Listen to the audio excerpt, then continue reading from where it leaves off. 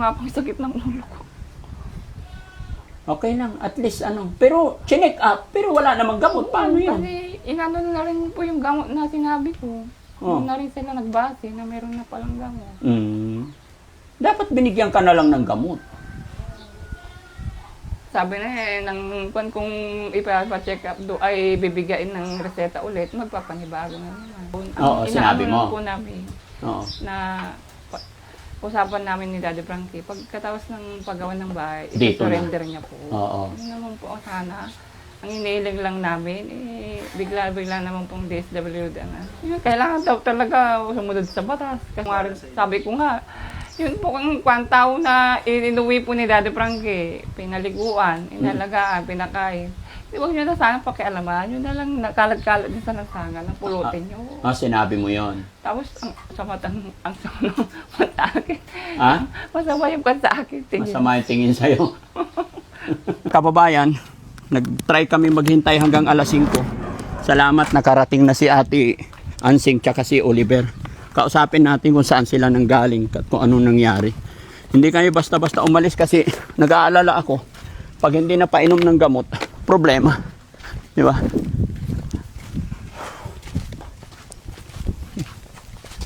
Tenseng, mabuti nahintay namin ikaw. Nag-aalala kami sa gamot eh. Oo. Saan ba kasi kayo galing? Pina-check up. Upo tayo. Gusto lang kitang makausap. Ng DSWD daw, Frankie. Ha? Pina-check up ng DSWD. Pina-check up. Saan pina-check up po? Opo ka dati. Okay. Yung mga tama yung ako po. Region 1. Upo ka muna. Sa Region 1. Okay, good. Paano yun eh? Sinabi ko naman po na nag-check up na po siya. Oo. Sa mental. Tapos? Ano nangyari? Wala po, kinausap lang kasi may check up naman na pala. Kaya, yun pa rin po. Ano sabi nila sa iyo? Yun nga po, papacheck up ulit daw. Kukunin nila dito? Hindi po, dinaanan po kami ni Kapitan namin. Kanina umaga? Opo. Kinuha kayo ni Kapitan? Umaga. Oo, Umaga, tapos? umaga. Tapos, doon po sa may dagupan. Oo. Region 1. Parang wala din po. Tinanong lang din po. Ganun. Kasi sinabi ko, nag-check up na po siya sa Mandaluyong. Oo. Po. Oo, Yun naman po kasi ang totoo, di ba? May buwanan ng... Pinakita ko yung card niya. Parang wala naman na silang parang tinignan lang din. Ano oras kayo umalis dito? Alas 6 alban. Alas 6 na umaga. Okay. At least so may gamot na, ibig sabihin. Wala naman pong binigay kasi Akala ko chinek up doon. tinanong lang mga ilang bagay, mga bagay-bagay. Tapos sinabi ko rin po na may kamot po siya, nandun po kay Daddy Frankie. Ihatid po ngayong araw na to. Oo. Pinaliwanag ko po na galing po sila kahapon dun sa bahay. Kasi magpapagawa po ng bahay niya. Nung pauwi na po, ayaw na pong umuwi. Kaya sabi po ni Daddy Frankie, kinabukasan po ihatid niya yung gamot din. Kasi yun naman po talaga. Ilan nagkipag-usap sa'yo? Yung mga DSWD Malasiki po. Ilan sila? 3 po. Okay. Isang lalaki, isa lang. Ay, bali, 4. After kang kausapin, saka pina-check up. Dinala sa Hindi po lang, matagal po kami naghintay. Saan? Doon po sa ospital. Kaya pulang-pulang mata mo. Kung nga po sakit ng ulo ko. Okay lang, at least Pero, chinek up, pero wala namang gamot. Paano yun? Kasi inano na rin po yung gamot na sinabi ko. Doon na rin sila nagbase na meron na palang gamot. Dapat binigyan ka na lang ng gamot. Sabi na kung ipa-check up do ay bibigain ng reseta ulit, magpapanibago na naman. Oo, sinabi mo. Po namin Oo. na usapan namin ni Daddy Frankie, pagkatapos ng paggawa ng bahay, Dito i-surrender niya po. Oo. Yun naman po ang sana. Ang iniiling lang namin, bigla-bigla naman pong DSWD na. Kailangan daw talaga sumunod sa batas.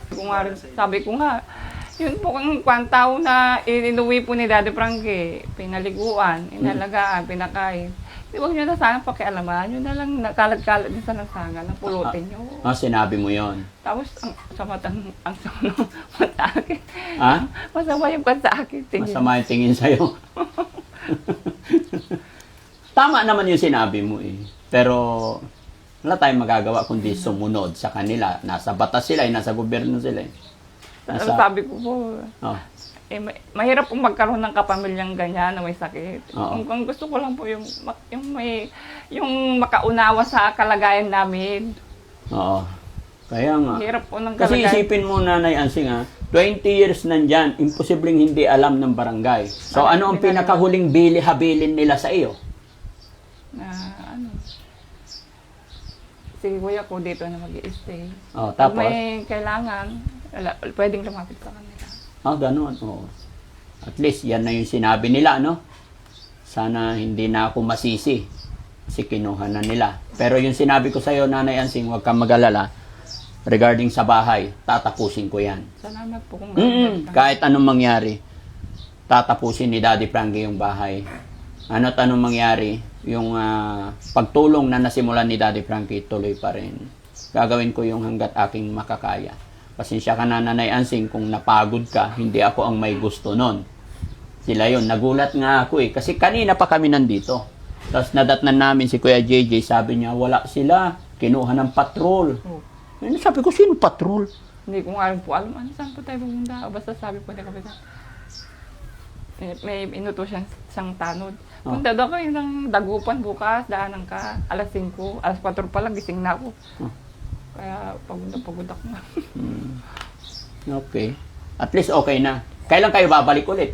Susunduin ka ulit? Hindi, sinabi ko naman po, paano po tinulungan kami ulit ni Daddy Frankie na doon pag nagpa-check up siya. Maganda kung gano'n, pero kung ano man ang kailangan mo, nakapagod. No? Nakapagod ko ang biyak. Pagod. Kumain ka naman na? Okay, very good. Si Kuya Oliver, nasaan na? Napagod din siya. Ha? Kumusta ang magdamag niya? Sabagay, hindi mo pa Wala po siyang gamot. Ha? Wala po siyang gamot sa Oo. Paano? Naririnig ko, sasalita siya. Dapat kasi, pina-check up nyo, nag-request ka na ng gamot sa kanila. Sabi naman po ng doktora, magpapanibago na nga naman na. Kahit na, at least nandoon na, nag-check up na, at least nabigay ng gamot. Ano palang ginawa ninyo doon? Hindi naman pala binigyan ng gamot. Diba? So, nagpagod ka lang. Nag-usap lang po. Ha? Nag-usap-usap po. Sino na masahe? Di, may service sila eh. Ha? Yun pong binigay yung 5,000, pinamasahe ko po yung 2,000. Saan? Sa patrol po. Binigay ko sa'yo yung 5,000 allowance. Bakit namasahe ka sa Kumain patrol? pa kami sa Jollibee. Ikaw ang gumastos. Hindi naman, sila po yung nag-order. Sila nag-order tapos? Sayang. Yan na yung sinasabi ko. Diba? Ikaw din pala ang pinagastos. Akala ko, sinundo ka nila rito para ikaw ang akala ko sinundo ka nila to para sabi mo, ipa-check. Ako lang, lang ako, Nanay Ansing, siyempre, binigay ko yun, pera ni Kuya Oliver, pagkain na lang niya sana rito. Alam mo naman malakas kumain yan. Diba? Tapos napunta pa sa ganun lang. Sa susunod, huwag ka nang sasama kasi alam mo na mangyayari, ikaw pa rin ang gagastos. Alas 5 sila umalis dito, tapos hanggang ngayon lang nakarating. Buti na lang kamo, kasi nag-aalala talaga ako, Nanay Ansing. Hindi ko alam kung anong usapan or ano nangyari kasi yung gamot nasa amin pa. Kaya sabi ko, alis na sana. Sabi ko, hindi, maghintay tayo. Naghintay kami kahit mga 2 oras. Kaya ito, ibibigay ko na to, Nanay Ansing. Total, yan na yung gusto ng ating ito na yung mga papel ng kapatid mo. Ito na yung mga resibo, ay resita. Sana maintindihan mo. Tapos ito yung gamot niya. No? Before sleeping lang yan bago matulog. Ayaw ko na ipakita dyan kasi bawal nga daw yan. Mamaya ituturo ko sa'yo pag wala na. Sige po, alam ko na po ito. Bago matulog po. Opo, alam mo na. Okay, bago matulog. Mababasa mo naman dyan. Para hindi na kita maabala masyado. Magpahinga ka. Sige, babalik na lang kami dito sunod na araw. After Mother's Day, kasi Mother's Day sa linggo. Baka Monday. Kasi simulan na natin yan. Salamat. Ano sabi nila nung sinabi mong paggagawan ko na ng bahay? Natuwa po sila. Daddy Frankie. Sinabi mo rin na pag natapos yung bahay, is yun ang talagang i-turn over na si Kuya Oliver. Hindi po, sinabi po naman po talaga. Yan po, ang usapan po namin sa Dad Frankie. Kahit man lang matapos yung bahay. Alam po namin na hindi siya forever kay Dad Frankie. Ang kwan namin usapan, paggawan muna ng bahay sa kanya, ibibigay sa amin yung kapatid namin. Ganun po ang kwan, minamadali naman po yung pag-ano. Pero okay na rin po. Sige, ganun talaga. Mas maganda para wala ng problema. Gawin lang natin yung kaya natin, Nanay Ansing. Total, kapatid mo naman yan. Para wala ng gulo, no? Sunod lang tayo. Pero wag kang mag-alala, gaya na aking sinabi, tatapusin ko yung bahay na yan. Salamat po kung ganun. Opo, walang problema yan. No? Kasi, di ba, may pera naman siya sa akin. Kaya, yan. Nabawasan lang ng 5,000 yung iniwan kong allowance. Kasi ipapakita ko kung saan natin ginagastos. Dalawa kayo makakakita, dalawa kayo ni Kuya Rizky. Kasi ang mag-handle ng resibo ng bahay na to, ako magkukuman, mag-handle na resibo si Rizky, tsaka ikaw, makikita mo. No? Lahat ng gagastusin natin dyan. To be transparent, mga kababayan, lalo na't ganito, napapasukan tayo ng ibang company, ayaw kong magkaroon ng problema sa akin or masisi ako, isasama ko si Nanay Ansing kasi yung pera na yon is hindi rin para sa akin, kumbaga para kay Kuya Oliver galing sa ating mga sponsor. Ibinigay nila pagmamahal. No? Mga kababayan, lilinawin ko lang, yung pera na yon, hindi ko po yun hiningi. Kusang ibinigay ng mga taong nakapanood kay Kuya Oliver dahil sa kagustuhan po nila na matulungan si Kuya Oliver. Wala pong hingi na nangyayari. Kumbaga, kusang ibinibigay po nila yan. No? Okay, Nanay Ansing, bahala ka na para makapagpahinga ka. Alam kong pagod na pagod ka. So, yun mga kababayan, mga kabarangay, hanggang dito na lamang muna. Abangan nyo pa yung susunod na mangyayari, lalong-lalo na po dito sa pabahay natin. Loobin ng Panginoon mga kababayan na maging maayos, maging okay ang lahat. Samahan nyo po kami, ipag-pray nyo po na mapagtagumpayan, maging matibay pa tayo sa lahat ng pagsubok. Sana ganun din si Kuya Oliver, tuloy-tuloy ang paggaling niya. No? Dahil ganito, pina-check up, papa-check up. So, mabilis gumaling yan, Nanay Ansing. Nakakatawa nga po yung sagot niya kahapon, sabi ko po sa kanya. Nagkukwentuhan kami dito. Oh. Nagtatawa na kami, sabi ko. Ay, walang makain dito, sabi ko. Magugutom ka, sabi niya.